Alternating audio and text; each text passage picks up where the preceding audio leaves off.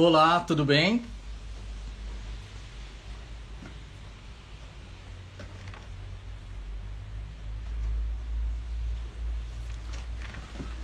Olá, eu sou o Vinícius Yamada.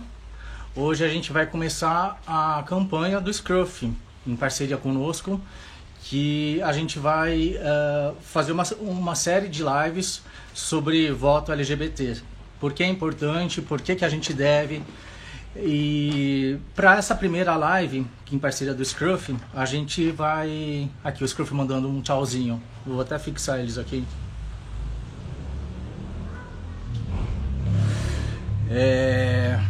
A gente vai convidar o Renan Quinalha. O Renan é um ativista de direitos humanos, ele principalmente sobre diversidade de gênero, né? Ele é professor da Unifest. Peraí, deixa eu ver se ele já entrou aqui. Ele é advogado também. Ele formou na USP em Direito e Sociologia. Deixa eu ver se ele já está aqui, só um minutinho. Ele já entrou aqui.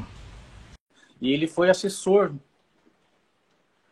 Ele foi assessor da Comissão da Verdade de São Paulo. E depois deu assessoria para a Comissão Nacional. Foi isso mesmo, Renan? Tudo bem? Tá me ouvindo? Me vendo? Tudo bem? Tô ouvindo, vendo você. Como vai? Tudo bem com você, Vinícius? Prazer estar aqui. Tudo. Prazer é nosso em recebê-lo. Então, é isso mesmo. Deixa eu ajustar a sua luz aqui. Na apresentação aí que eu peguei o finalzinho, é isso mesmo. Eu sou advogado, formado pela USP, depois fiz Sociologia, Ciências Sociais, e segui na carreira acadêmica, né, com mestrado, doutorado, enfim, discutindo questões de direitos humanos e de também estudos de gênero e de sexualidade. Enfim, a questão LGBT aparece aí também na minha trajetória acadêmica. Sim. E como você se interessou por política? Olha, Vinícius, é uma longa história. Minha voz está dando eco, não? As pessoas, tem gente comentando, é isso? Confirma, pessoal, que está acompanhando, se for isso mesmo, que eu posso colocar o fone de ouvido. Eu acho que talvez seja a falta do fone. Tá dando eco mesmo? Para mim tá ok aqui. Tá tranquilo? Falar que tá tranquilo, tá favorável. Bom, beleza. Qualquer coisa vocês avisem. Sim. Então, Vinícius, sobre essa pergunta, é uma questão que sempre foi muito central para mim. Sempre não, né? A gente descobre em algum momento. Acho que tem mais gente falando do eco. Eu vou botar aqui só para não ter perigo das pessoas não conseguirem ouvir aí. Só um minutinho, gente. Estamos aqui.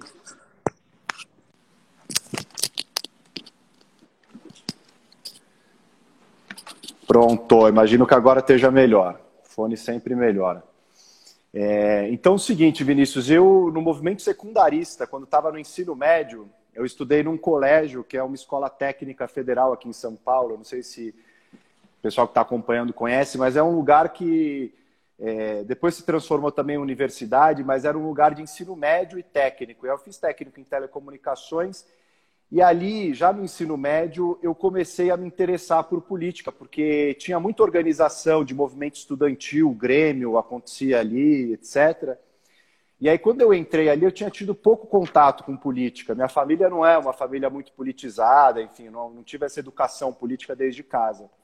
Mas foi justamente nesse colégio, quando eu tinha ali meus 14, 15 anos, que eu começo a me engajar cada vez mais numa atividade de militância mesmo. Então eu comecei a me interessar por política naquela época, isso era comecinho dos anos 2000, então o debate era um pouco ALCA no Brasil, né? A questão do passe livre, eu também me engajei ali.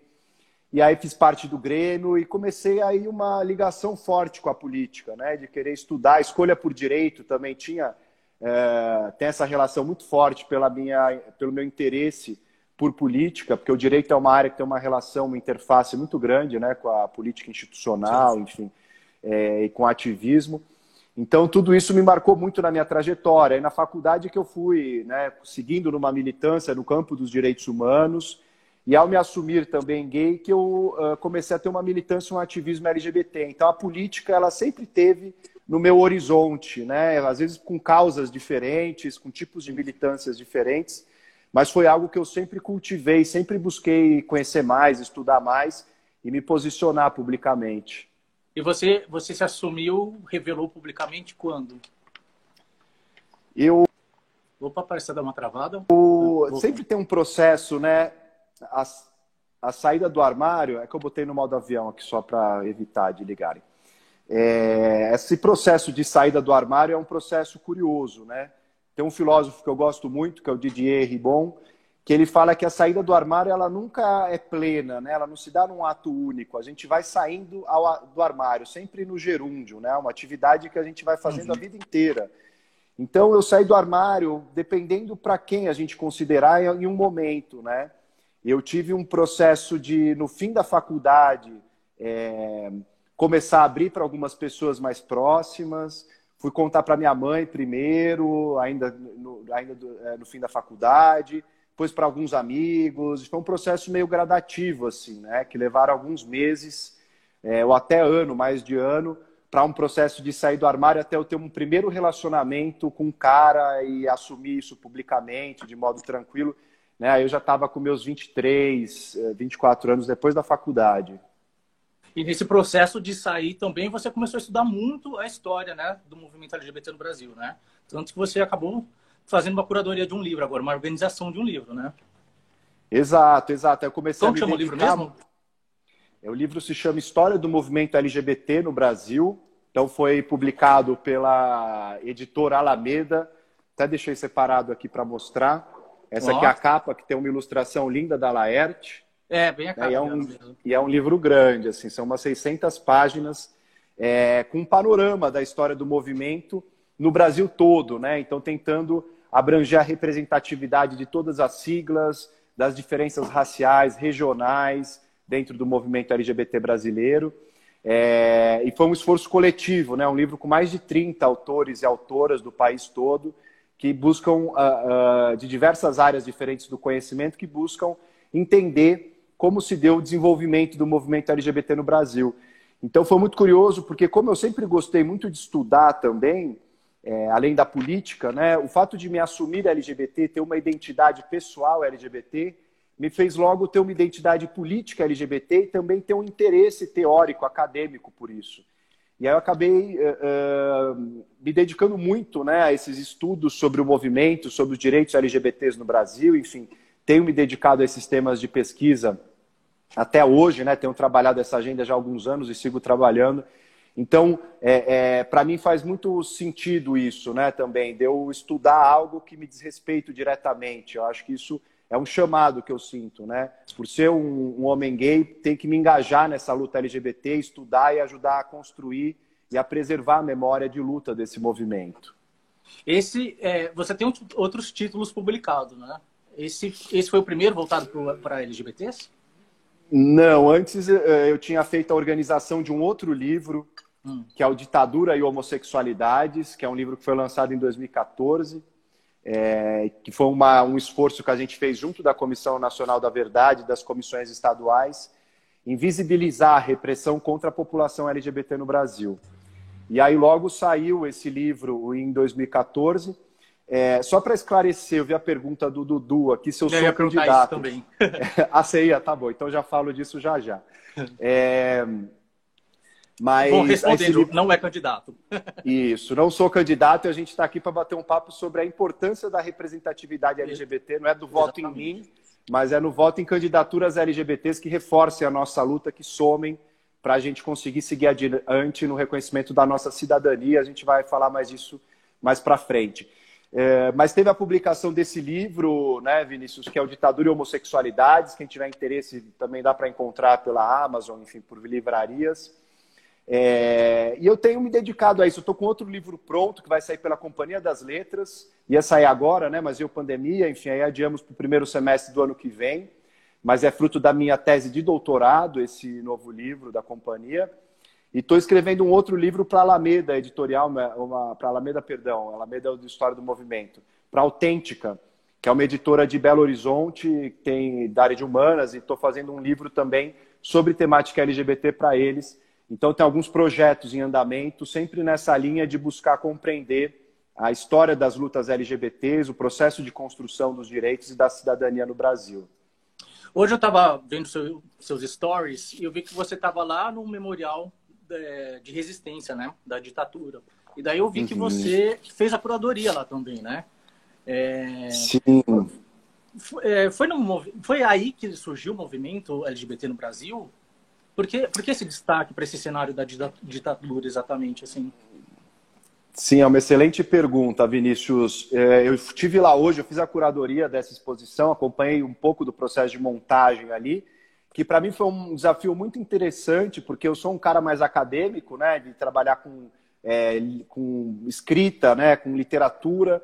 Então, nunca pensei em ver minha pesquisa transformada numa outra linguagem visual, né, numa linguagem expográfica, museológica. Então, foi um processo super interessante. Hoje eu estive lá para ver montada.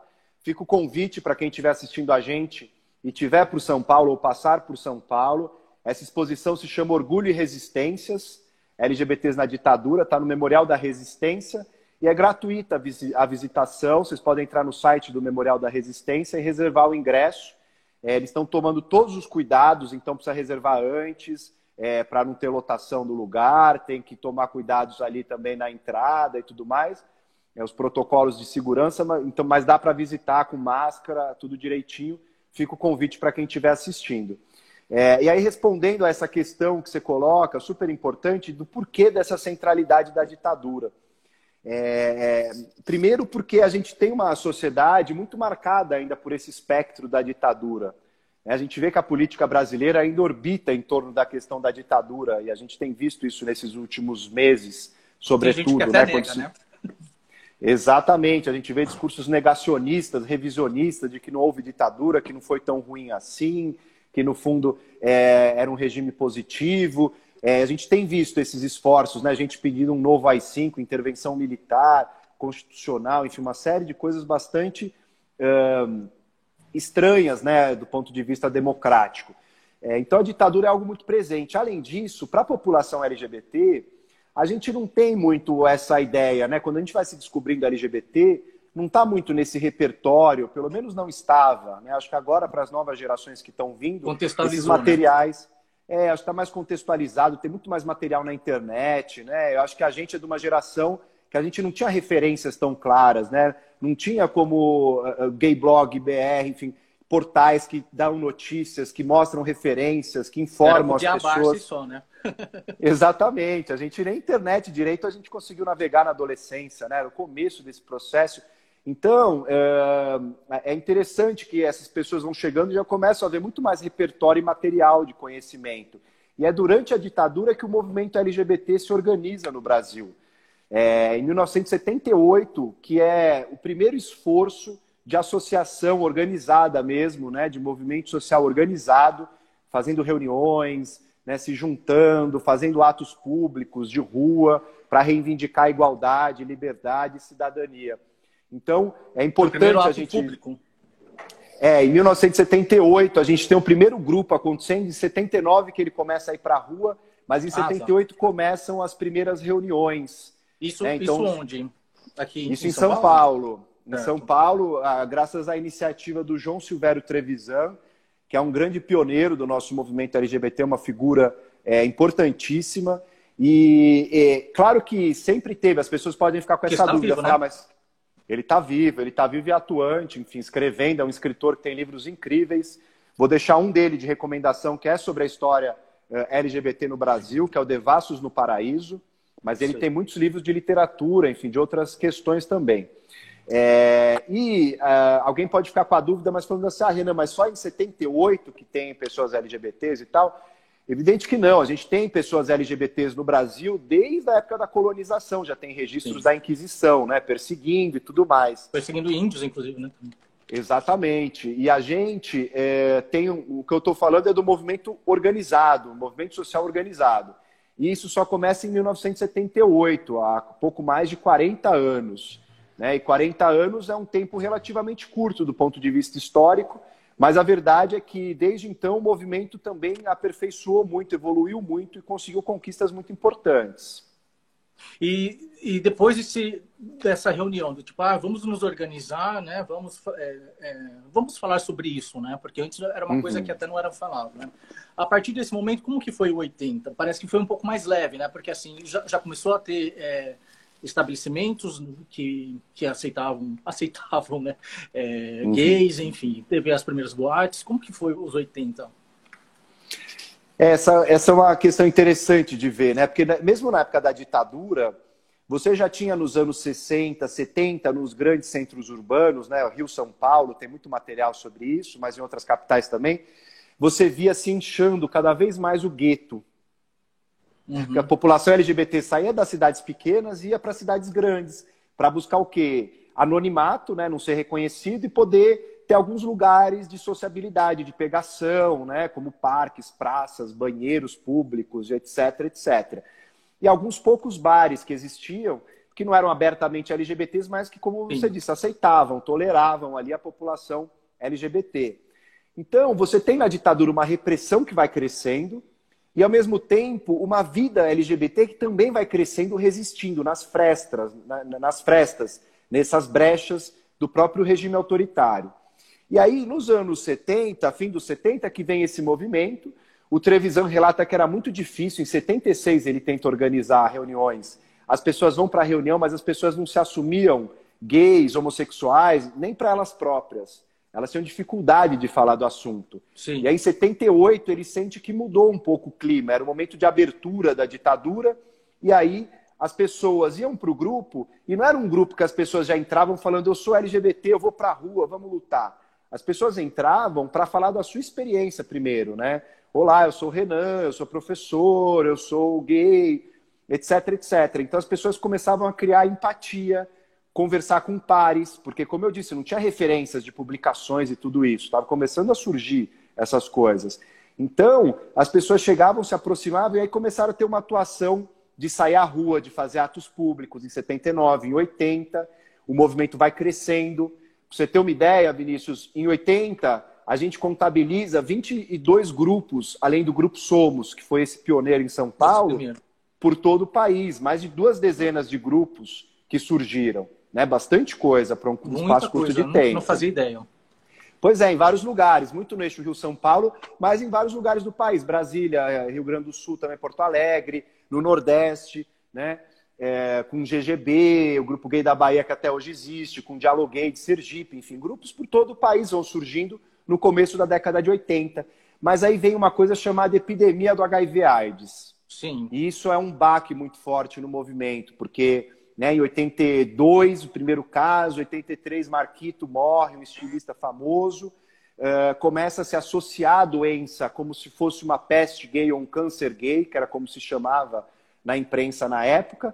Ninguém sabia o que era, as pessoas morriam, o Estado não tinha tratamento de saúde nenhum, não tinha indústria farmacêutica pesquisando ainda a doença, então é o começo, e aí a gente tem um baque muito grande, porque os grupos vão diminuindo, né? As pessoas vão morrendo, e é um impacto muito grande, que talvez a gente, né, de uma geração que vem depois, muitas vezes não tem essa dimensão do quão impactante foi essa epidemia sobre a população LGBT, né?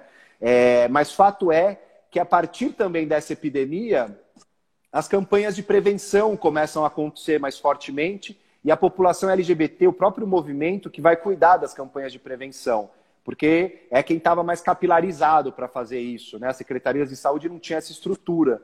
Então faziam convênios com entidades e ONGs LGBTs e elas começam a se juntar para fazer campanhas, recebem financiamento. E aí os grupos LGBTs começam, no fim da década de 80, a ter mais estrutura, né? Começam a ter mais recurso, começam a ter sede, começam a ter um telefone, começam a poder fazer atendimentos das pessoas, dar assessoria jurídica, né? Colaborar com tratamento de saúde, com campanhas de educação e assim por diante. Então o movimento, no fim da década de 80, ele volta a crescer, a se replicar pelo país todo, também em alguma medida por conta da epidemia do HIV/AIDS, que de um lado estigmatizou a identidade LGBT, associando a doença, e de outro permitiu que fosse dada uma resposta comunitária muito bonita da nossa comunidade LGBT a essa doença, né? Foi uma experiência, agora a gente está numa pandemia, discute resposta comunitária, solidariedade, né? Mas a experiência do HIV/AIDS também passa muito por aí, e graças à comunidade LGBT que hoje tem tratamento,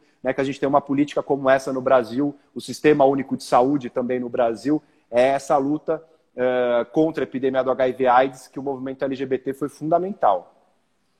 Então, praticamente o Estado fechou os olhos, né? E quem cuidou dos próprios LGBTs foram eles, né? Que tinham, claro, né? Eram amigos ali, e o Estado praticamente, né? Não fazia nada. Era isso? Isso, exatamente isso, Vinícius. Tem um filme que eu gosto muito que se chama The Normal Heart. É um filme baseado na obra do Larry Kramer, que morreu no começo desse ano. E esse filme é maravilhoso, porque conta a história do começo da epidemia nos Estados Unidos, né, em 81, e como o governo Reagan, conservador, deixou as pessoas LGBTs morrerem, não estava nem aí de preocupação. Né? No Brasil, para você ter uma ideia, Vinícius, só em 1988 que nós vamos ter um programa estadual de combate ao HIV/AIDS. A epidemia começa em 82, 83 já, em São Paulo. Né? Então é um programa que vai ser em São Paulo e logo depois é nacionalizado no fim da década de 80, começo de 90. Né? Então demora anos para isso acontecer. E enquanto não acontecia, as pessoas estavam morrendo a ponto de ter velórios, enterros de amigos, de ex-companheiros, né? Que era uma coisa quase que semanal. Aquela série Pose, do Ryan Murphy, que eu adoro, a segunda temporada, fala muito disso também.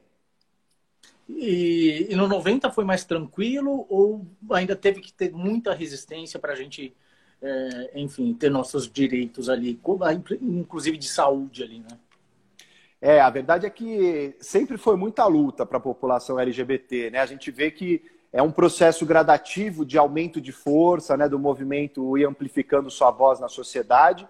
Chega nos anos 90, a gente começa a ter essas políticas de saúde. A estrutura das ONGs está mais robusta também, do movimento LGBT, porque participaram disso, desse processo, né, de campanhas de prevenção, receberam financiamentos, começam a fazer encontros nacionais mais frequentes, e é quando também as lésbicas, as pessoas trans começam a se autonomizar cada vez mais, por entender que o movimento estava muito centrado na figura só dos homens gays. Então tem encontros específicos das lésbicas, organizações das pessoas trans, como a Astral, que é fundada no Rio de Janeiro, em 1992, depois vira a ANTRA, né, que é a Associação Nacional de Travestis e Transsexuais, que até hoje está aí muito atuante. E você tem, nos anos 90, um marco de visibilidade do movimento. Está dando uma travadinha? Voltou agora?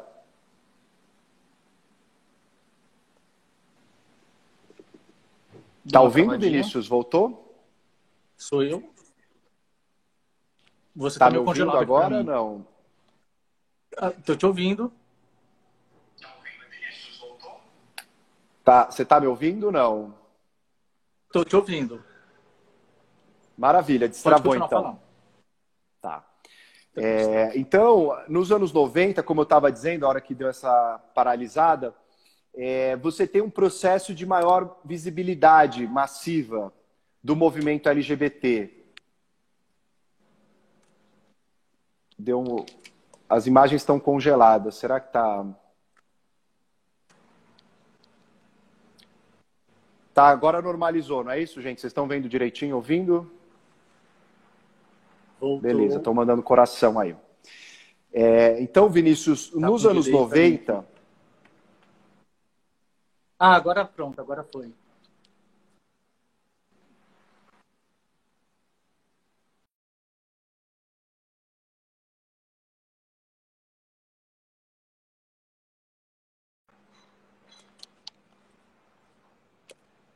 Será que sou eu que estou travado?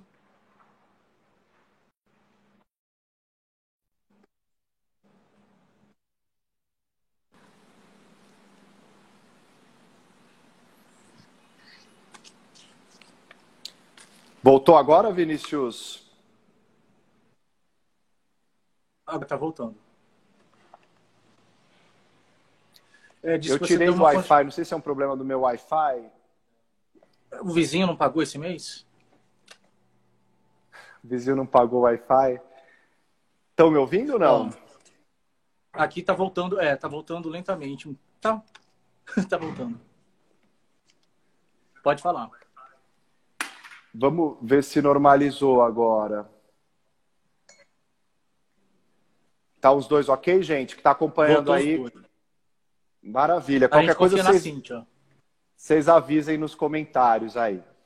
Então, como eu estava dizendo, Vinícius, nos anos 90 é um momento de visibilidade do movimento massiva, ou seja, as grandes manifestações e atos de rua, né? As famosas paradas do orgulho LGBT começam a acontecer. Então, a gente tem as paradas em meados dos anos 90 que começam a bombar cada vez mais. E a gente nota, 90, a população LGBT vai tendo cada vez mais um mercado segmentado. Então, revistas, população, publicações, programas, né, de televisão, de rádio, vão abrangendo cada vez mais esses temas.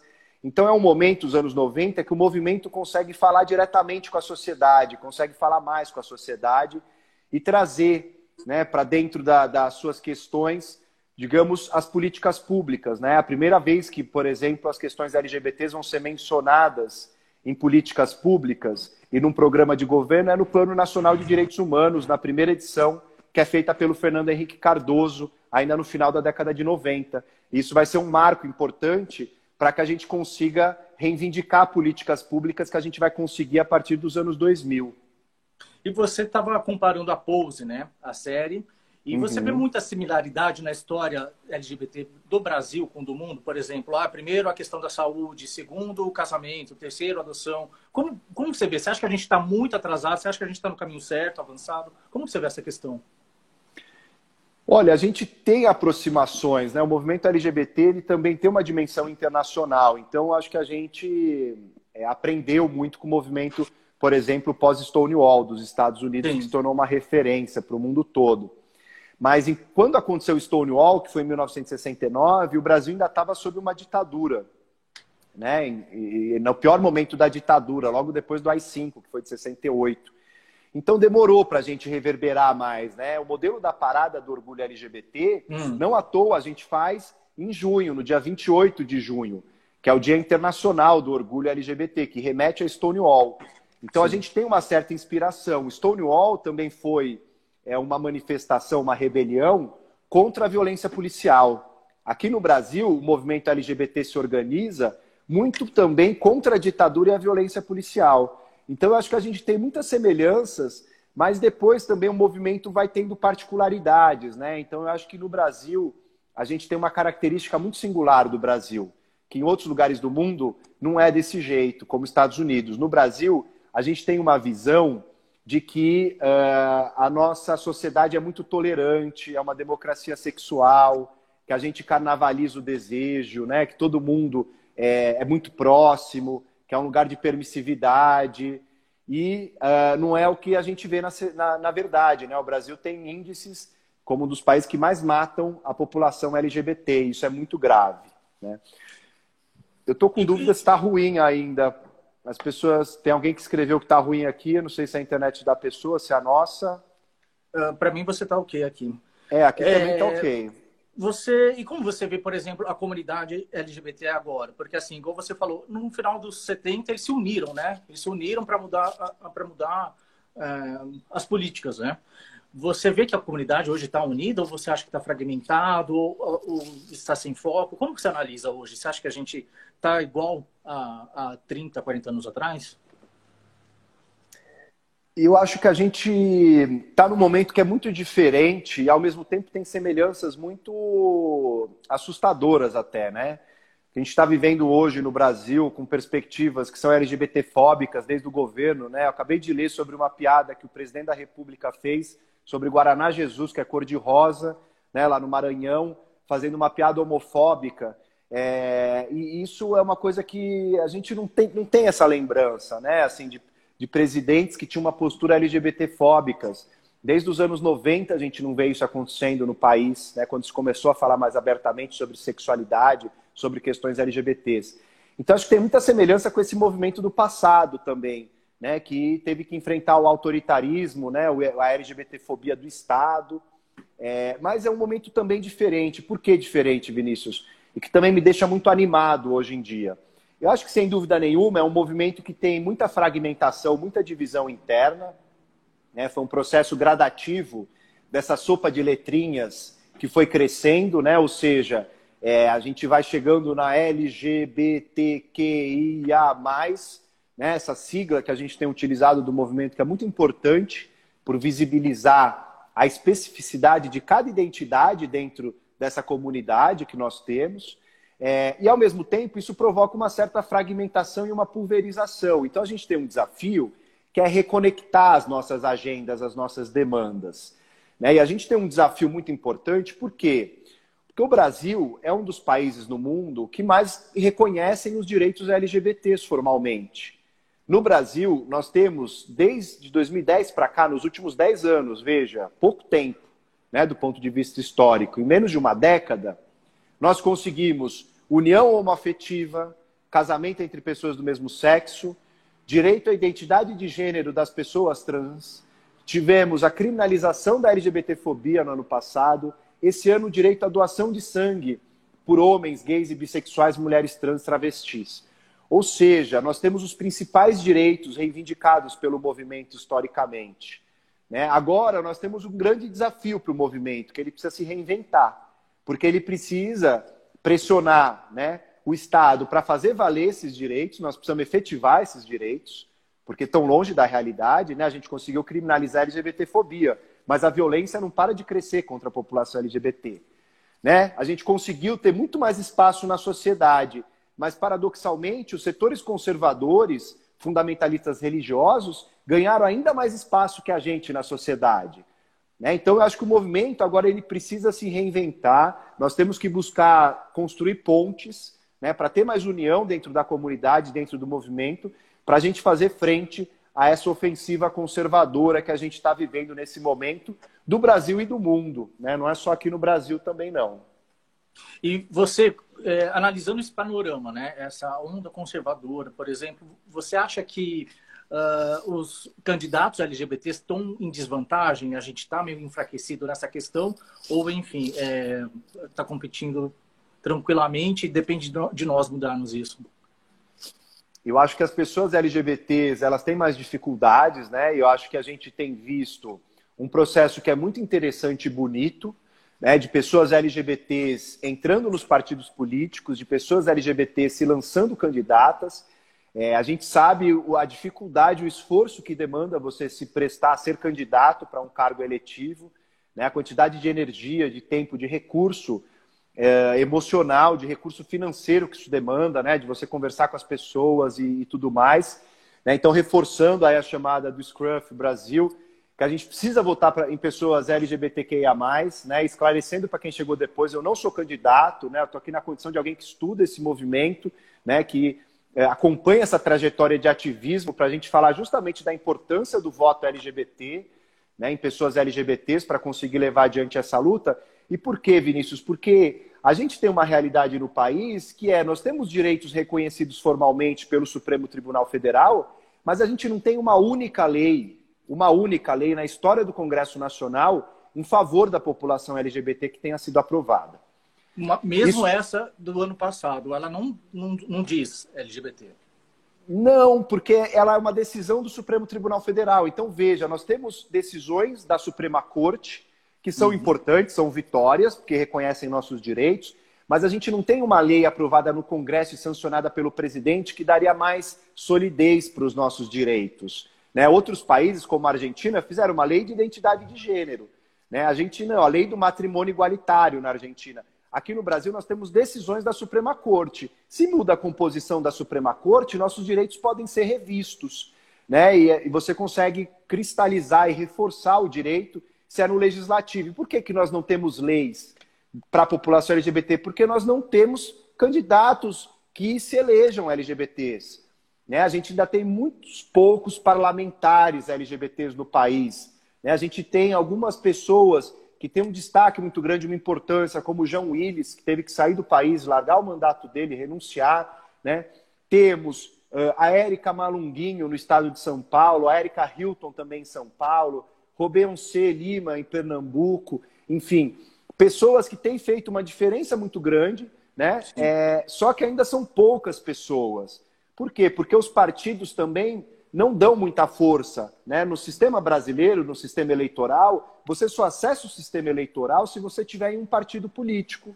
E aí o partido político não quer dar recurso, não quer dar visibilidade, tempo de televisão para uma pessoa LGBT. Né? Então, a gente precisa romper as barreiras de preconceito, de discriminação, que estão dentro do próprio sistema partidário e do sistema eleitoral. É muito bonito ver que nós estamos com um recorde nessas eleições de candidaturas LGBTs.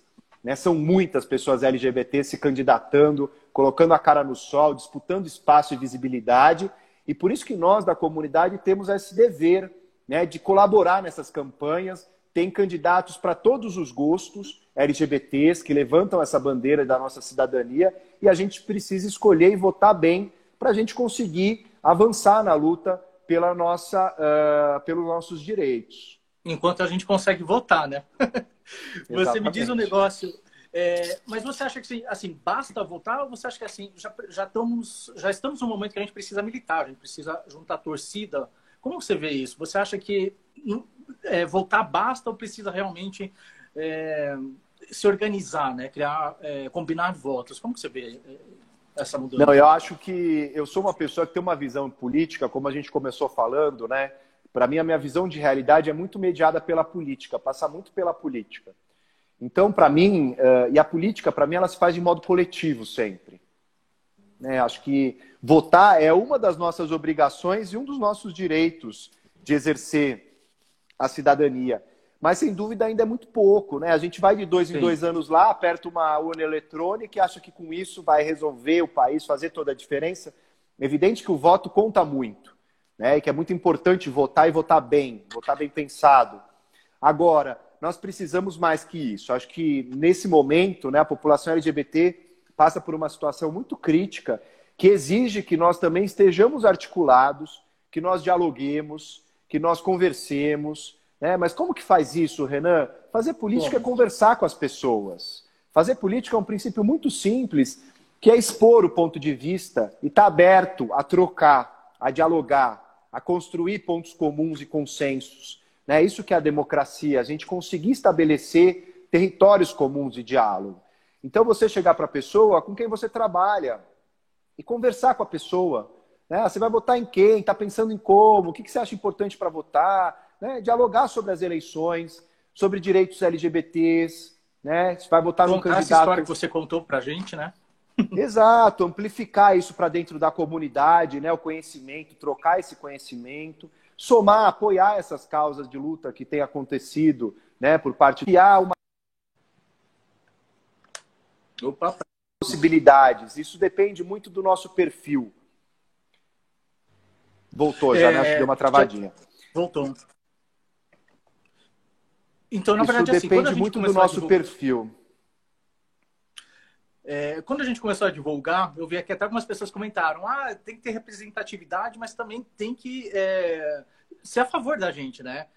Por exemplo, você acha que existe muitos candidatos que usam a causa a favor de si só para se eleger? Como você acha que a gente identifica esse candidato que realmente vai fazer alguma coisa pela gente e outro candidato que está apenas usando a gente como trampolim para a carreira dele? Sim, acho que isso é uma questão fundamental, né? Porque a gente vive num momento em que há uma visibilidade da questão LGBT. Né? Então você tem uma visibilidade cada vez maior graças à luta do movimento e você tem cada vez mais pessoas se identificando como LGBT, assumindo seu orgulho e assim por diante. Então muitas pessoas oportunistas também vão surgindo querendo pegar esse curral eleitoral, entre aspas, né? Querendo pegar esse público. Agora, nós precisamos ter uma atenção de olhar para a trajetória, para a história do candidato ou da candidata.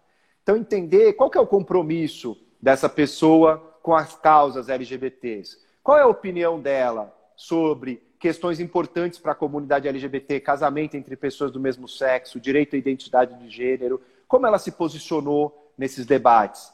Né? Como que ela tem se posicionado na campanha? Tem assumido uma postura de compromisso com as questões LGBTs. Né? A gente tem uma série de entidades, como a Aliança Nacional LGBTI+, que tem feito uma plataforma de compromisso que os candidatos podem assinar isso.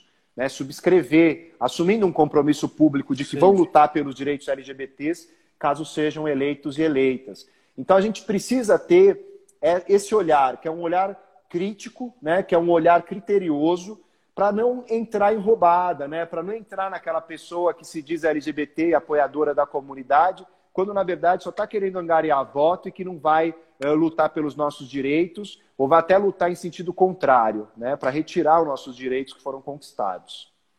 E agora, por exemplo, o cenário muda bastante. A gente está aqui na capital, né? A gente consegue ter uma visão dos candidatos mais caros, assim.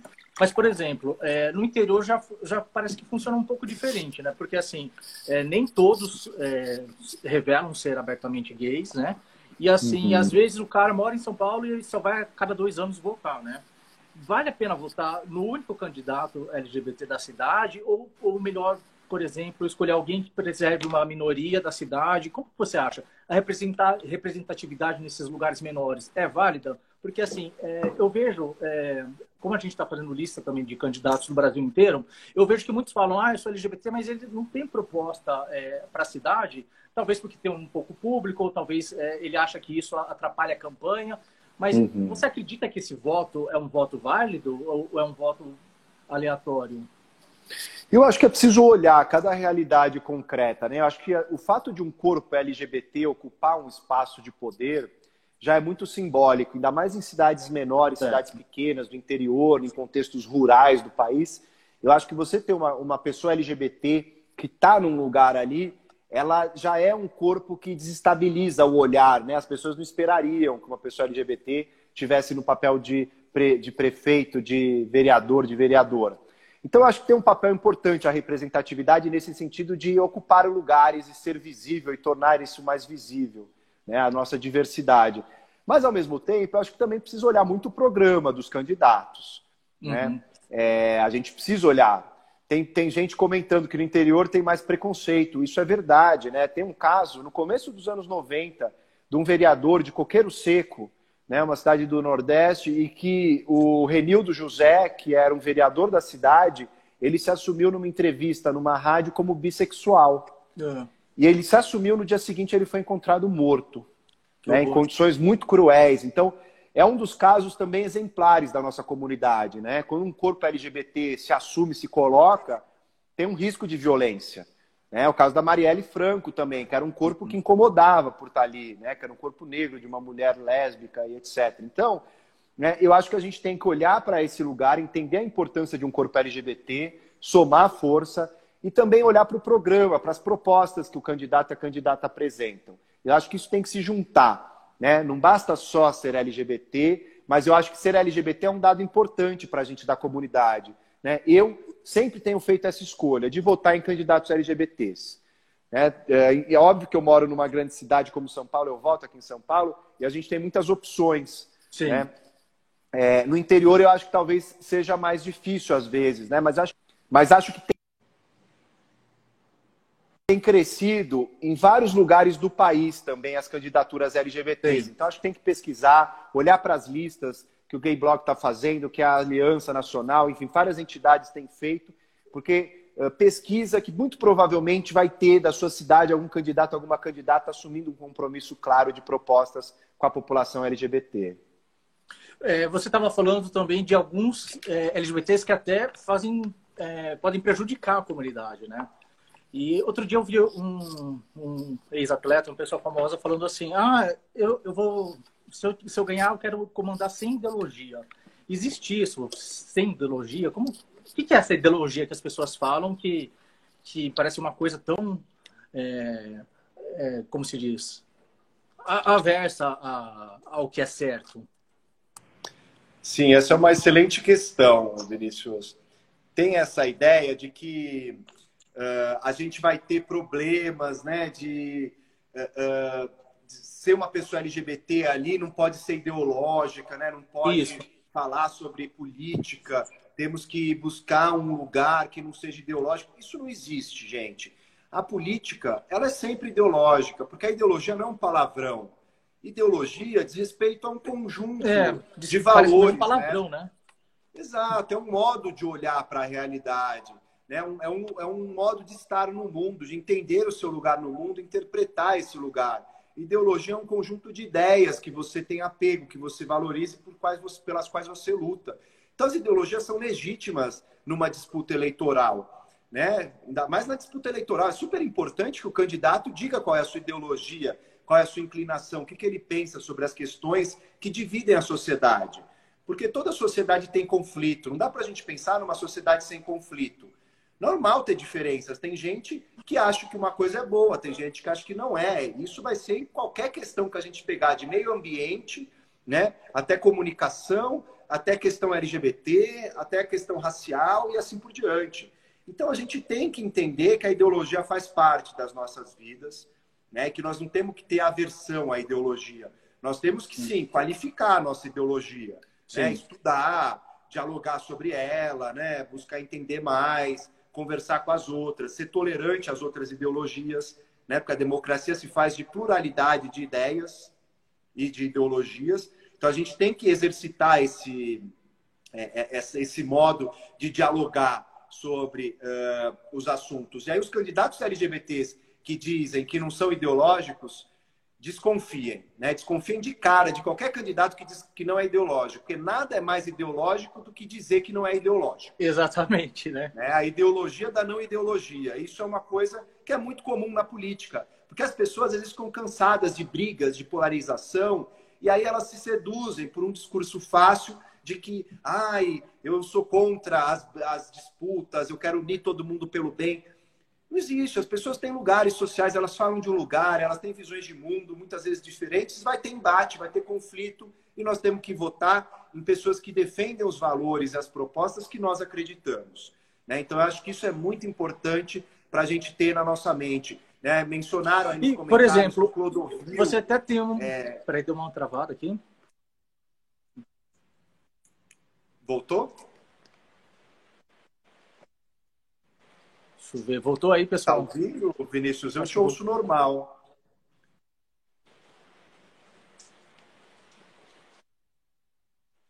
Você tá me ouvindo?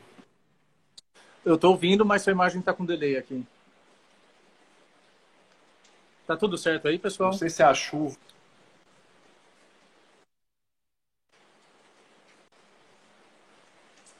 Vamos ver se volta. Tá melhor agora? Parece que tá normal aí.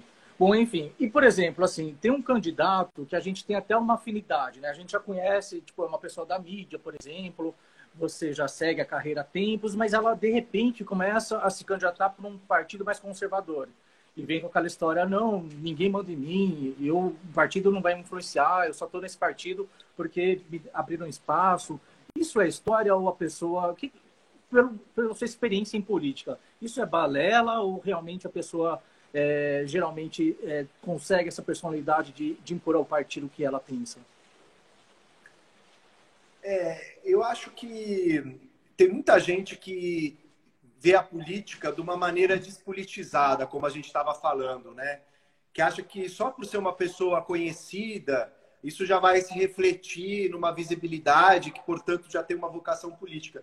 E política não é sobre isso exatamente, né? Política é sobre você estudar, entender a realidade, propostas, né? Fazer propostas de mudança da realidade. Por isso que todo candidato precisa apresentar um programa, né? Todo candidato precisa se submeter ao debate público. Então, desconfiem de candidatos, né, que só querem surfar na onda da visibilidade que tem e que não querem discutir, não querem apresentar proposta, porque isso é um compromisso do candidato com os eleitores, né, com os cidadãos, de falar, eu preciso prestar conta, né, na campanha e depois da campanha, do que eu estou fazendo, do que eu penso, qual é a minha posição, né? O candidato é essa pessoa que precisa assumir as suas posições, que precisa se colocar no mundo, precisa se colocar na sua comunidade, olhar para os problemas todos. É evidente que dialogar com a comunicação, isso é muito importante, que é um modo de amplificar a voz, de amplificar os debates, né? Mas, sem dúvida nenhuma, eu acho que a gente precisa olhar para além da visibilidade midiática que certos candidatos têm, né? A gente precisa olhar também para as propostas, para os conteúdos que eles apresentam, para a gente conseguir saber o que ele vai defender. Porque a gente não pode passar cheque em branco nas eleições, né? A gente precisa saber em quem a gente está votando e acompanhar depois, né? Não é só lá e votar e depois de 4 anos você vai votar de novo para vereador, né? Você precisa saber quem é seu vereador e cobrar, manter contato com o gabinete do vereador, entender por que ele está votando de um jeito ou de outro, né, em determinados projetos. A gente precisa estar mais próximo dessa vida política e da atuação das pessoas que a gente elegeu como representantes. E você estava falando de passar um cheque em branco na urna ali. Mas às vezes, você sabe que eu lembrei de uma coisa, que às vezes circula no WhatsApp umas mensagens assim, anule seu voto, deixe em branco que se tiver mais de 51% de votos em branco é anulada a eleição. O que é o voto em branco? Anula mesmo? Para que serve o voto em branco? O voto em branco não, porque o voto em branco é quando você aperta a teclazinha lá e você acaba somando para o candidato mais votado. Então não ajuda em nada a votar em branco. Agora, o voto nulo, ele tem uma dimensão de protesto, né? Você anular o voto, você reduz a quantidade de votos válidos. Então, você consegue tirar o seu voto do sistema de cômputo. O branco, ele é um voto válido, ele computa no sistema. O voto nulo é você chegar lá e clicar um número que não existe. E aí você confirma no número que não existe. Isso é o voto nulo, né? Eu acho que em alguns contextos, essa ideia de você anular seu voto pode ser um voto de protesto, né? Quando tem 2 candidatos que não tem diferença nenhuma, por exemplo, no segundo turno, são horrorosos. Agora, anular o voto numa eleição para vereadores, em que você tem tantos e tantas vereadoras buscando, né, representar as lutas LGBTs democráticas, de direitos humanos, né? Acho que a gente precisa votar de maneira consciente e fortalecer essas candidaturas, né? Dar o nosso apoio nas urnas, dar o nosso apoio falando com pessoas conhecidas à nossa volta, né? Fazer campanha mesmo, né? A gente não precisa ser político profissional. Eu não sou político profissional. Em toda eleição eu faço questão de apoiar candidatos e candidatas, né, que me procuram e que eu acho bacana, e apoio mais de um e mais de uma nessas eleições, como estou apoiando. Várias pessoas que me procuraram e eu vou lá e compartilho o material, eu pego o material escrito e entrego para pessoas próximas, porque todo mundo tem obrigação de votar no Brasil, né? O nosso voto é obrigatório. Então, se a pessoa vai votar, por que a gente não pode conversar sobre esse assunto? Vamos conversar com as pessoas que estão à nossa volta, distribuir material, colocar o porquê que nós estamos votando, em quem nós estamos votando, né? É uma maneira da gente politizar mais esse processo, da gente conseguir trocar mais, da gente conseguir fazer circular as informações e combater as fake news, que é algo muito grave, que tem tomado as eleições também, né? Na maneira como os grupos de WhatsApp e as pessoas vão disseminando informações sem confirmar a veracidade. E isso é muito perigoso, porque a gente acaba repassando mentiras adiante que podem tirar votos, né? Que podem mudar o resultado das eleições. Então, isso é uma questão muito séria, da gente conversar, da gente checar as informações, conversar com as pessoas, desfazer mal-entendidos e fake news, para que a gente consiga ter uma democracia que mereça esse nome.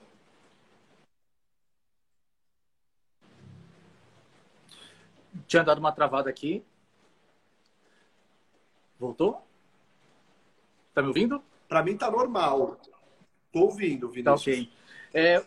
Você tinha falado até num cenário que aconteceu muito nas últimas eleições, né? Que é votar num candidato para não deixar o pior ganhar. É o voto útil, né? Isso faz sentido agora na eleição municipal para prefeito, vereador? Você acha que o voto útil é válido? Ou, nesse caso, a gente tem que ir no LGBT mesmo? O que você acha em relação a isso? Olha, a minha posição, Vinícius, pessoal, é ir em pessoas LGBTs para vereadoras e vereadoras. Porque muitas cidades, né, não vão ter candidatos a prefeito LGBTs. Mas eu vou em candidatos a prefeito que apoiem a causa LGBT. Né? Então, para mim, é uma condição para eu votar num candidato. Eu acho que no primeiro turno não faz sentido voto útil, ou não faz muito sentido. Né? A não ser quando você quer tirar um candidato do pleito, garantir que um candidato vá para o segundo turno, aí você pode fazer um cálculo de voto útil. Mas, em geral, para mim, voto precisa ser feito por princípio. Né? Eu voto naquela pessoa porque é como eu dar um voto de confiança mesmo. Né? É eu dar um apoio, é eu somar na base de apoio dessa pessoa, né? Manifestando o meu desejo, dizendo eu quero que você esteja lá, você me representa. Então, para mim, isso precisa ser uma pessoa com quem você tem uma identificação.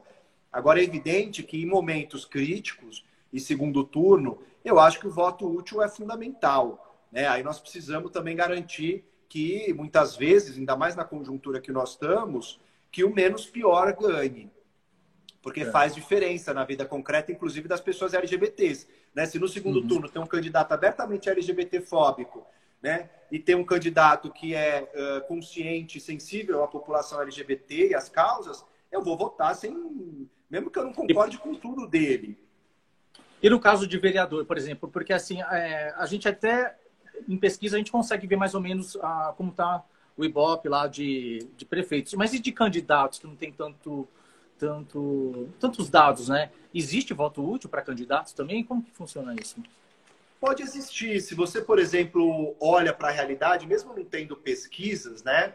Você às vezes olha e fala, nossa, eu acho que a candidatura de tal pessoa está muito forte. Né? Por exemplo, aqui em São Paulo, a candidatura da Erika Hilton está muito forte, uma candidata que é trans, negra.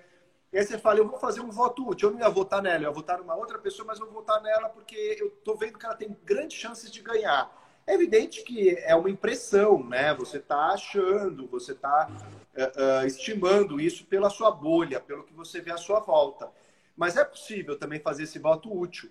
Mas eu acho que mais importante do que o voto útil é importante você notar se você tem uma identificação com esse candidato e essa candidata, né? Se ela de fato representa essas ideias. O Scruff acabou de avisar aqui que inclusive vai acabar o tempo, eu estava olhando o relógio aqui, vai mesmo. Antes da última pergunta, eu vou avisar que o Renan vai assumir o Instagram para fazer a próxima live. Em breve a gente vai anunciar o dia, o horário e o convidado. Sim, na semana que vem vai ser a próxima live, né, Vinícius? Certo. E para finalizar aí, você tem 2 minutos. Quais são as pautas que você acha mais importantes para a comunidade? Assim, porque assim, as propostas LGBT são muitas, né? Às vezes todo mundo fala assim, eu vou ajudar a pessoa trans, mas enfim. O que você acha que é mais urgente agora? O que a gente precisa abrir o olho? Bom, antes de terminar, queria agradecer demais a você, Vinícius Gay Blog BR, e ao pessoal do Scruff Brasil pelo convite, por poder estar aqui dialogando e conversando sobre um tema tão importante. Acho que essa campanha é fundamental e deixar esse convite para a semana que vem. Vai ser divulgado horário e dia, mas semana que vem a gente se encontrar numa outra live para poder aprofundar essas questões. E acho que das causas importantes, Vinícius, eu acho que o combate à violência é a central. Né? Acho que a população LGBT ainda está submetida a um grau muito grande de violência no Brasil e nós temos que lutar para efetivar os direitos, para tirar os direitos do papel, colocar os direitos na realidade e na vida das pessoas, porque o direito ainda está muito distante. Nós conquistamos nos últimos 10 anos, como falamos aqui, muitos direitos e eles ainda não foram assimilados, eles não foram efetivados. Então, acho essa uma bandeira importante. Por fim, eu acho que a educação e a cultura são arenas fundamentais. E vereadoras e vereadores têm um papel fundamental na educação e na cultura, né? Para a gente incentivar uma educação e uma cultura voltadas para a diversidade, para os direitos humanos e para a democracia. Eu acho que se a gente conseguir candidatos com esse compromisso, a gente vai sair muito melhor o Brasil dessas eleições de 2020. Então, maravilha. Perguntaram aqui também, um pouco antes, se a live vai ficar salva. Ela vai ser transcrita em texto, vai ficar no site também. E até as eleições, a gente vai pegar vários pontos que o Renan falou agora para disseminar nas redes sociais. Vocês sigam o Scruff, por favor, que o conteúdo vai estar lá também. E é isso. Muito obrigado, Renan. Legal. E nos vemos semana que vem. Valeu, Vinícius. Até a próxima semana. Um abraço para todo mundo que acompanhou. Um beijo. Muito obrigado. Até mais. Valeu.